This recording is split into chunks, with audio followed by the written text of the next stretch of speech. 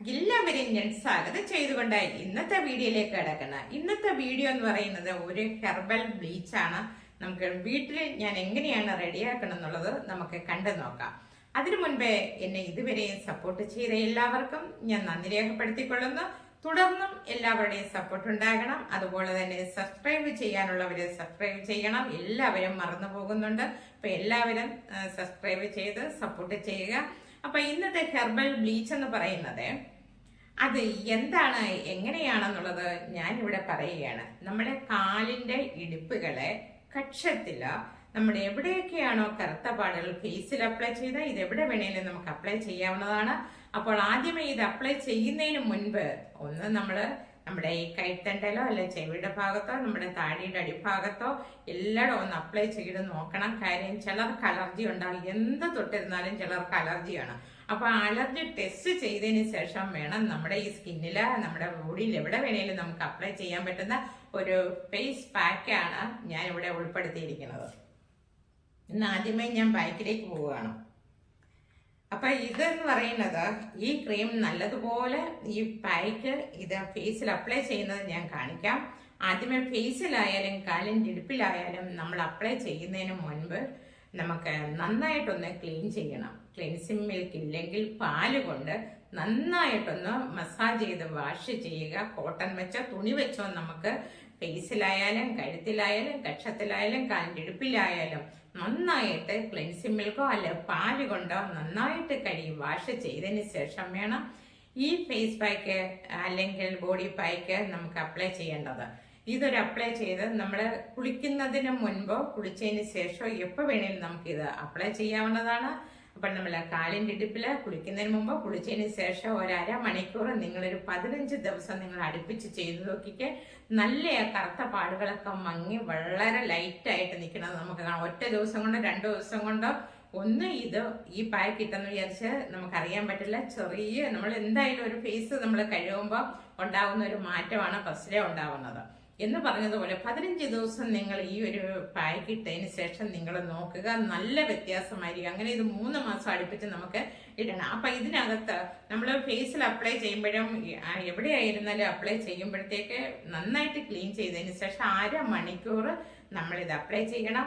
Dry ആവുമ്പോൾ നമ്മളൊന്ന് നനച്ചു കൊടുക്കണം. വെള്ളമാകാം അല്ലെ മറ്റു തൈരോ എന്തെങ്കിലും കൊണ്ട് നമ്മളൊന്ന് അപ്ലൈ ചെയ്ത് ഡ്രൈ ആവുമ്പോൾ ഒന്ന് മസാജ് ചെയ്ത് കൊടുക്കണം. അരമണിക്കൂർ നേരമെങ്കിലും ഇത് നമ്മുടെ കക്ഷത്തിലോ കാലിൻ്റെ ഇടുപ്പിലോ ഫേസിലോ ഒക്കെ അപ്ലൈ ചെയ്യാവുന്നതാണ്.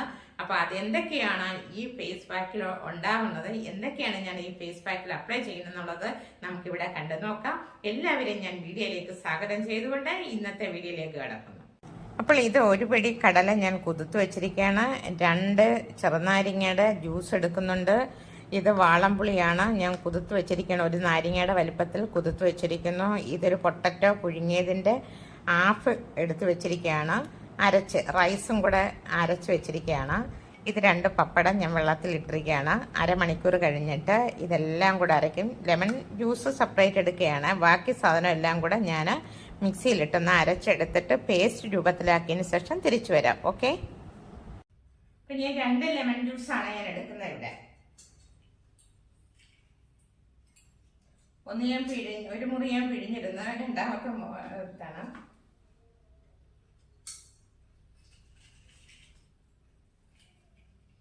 ഇടയ്ക്കിടവും വീഡിയോ എടുക്കാൻ മറന്നു പോകും.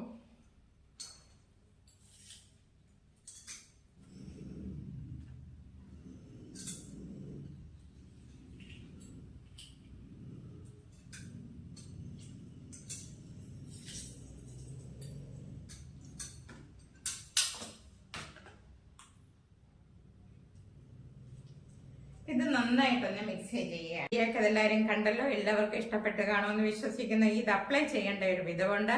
നമ്മുടെ ഫേസ് നന്നായിട്ട് വാഷ് ചെയ്തതിന് ശേഷം ക്ലെൻസിങ് മിൽക്കോ പാല് കൊണ്ടോ എങ്ങനെ വേലും നമ്മൾ നമ്മുടെ ക്ലീൻ ഫേസ് നന്നായിട്ടൊന്ന് ക്ലെൻസ് ചെയ്യുക. അതിനുശേഷം നമ്മൾ ഫേസിൽ അപ്ലൈ ചെയ്യുക. കൺതടത്തിൽ നമുക്ക് അപ്ലൈ ചെയ്യാവുന്നതാണ്. കണ്ണിലാവരുത്. കണ്ണിൽ വളരെയധികം സൂക്ഷിക്കണം. കണ്ണിലേക്ക് ഇത് പോകരുത്. നീറ്റലുണ്ടാവും.